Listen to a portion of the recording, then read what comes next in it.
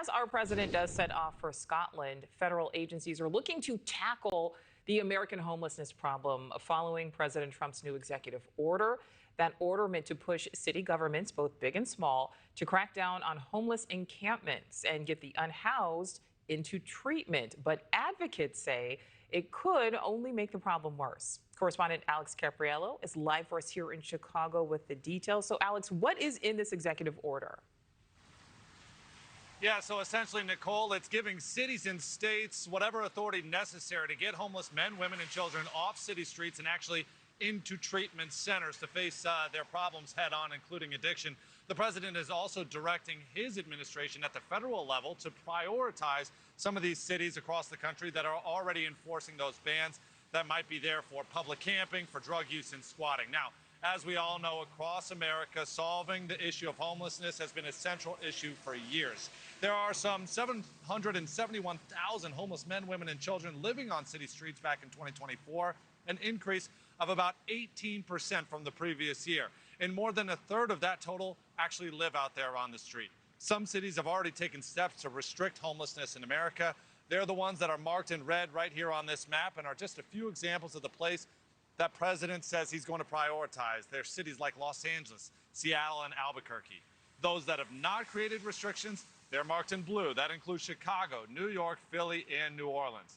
But the battle to get a handle on this crisis is nuanced and widespread all across the country. In Portland, for example, city council meetings have ended in shouting matches as citizens have complained about not feeling safe on their own streets thanks to rampant and widely open drug use and alcoholism. Then, say, in Denver, a park literally on the grounds of the state capitol building sees regular police activity from loitering, littering, and crime.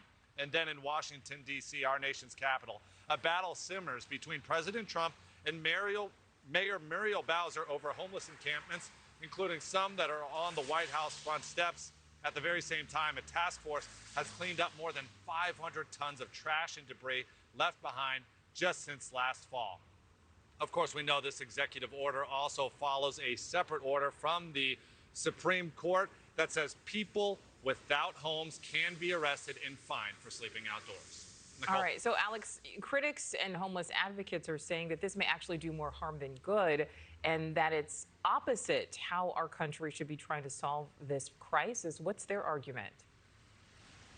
Yeah, so essentially what this executive order does, it codifies criminalizing homelessness, giving power to police departments out there to actually arrest and fine people simply for living outdoors and living without a home. And really, it's the second part of that sentence, without a home, is what we should be focusing in on, because advocates say that's the main issue all across America. They say that there is not affordable housing for people in cities. That's what's forcing them to live on the streets. And when you go out there and criminalize homelessness, advocates say, well, then that's essentially going to push them away from the city streets and away from the public eye. They're going to go into hiding into the woods, and that's what's going to cause more harm than good.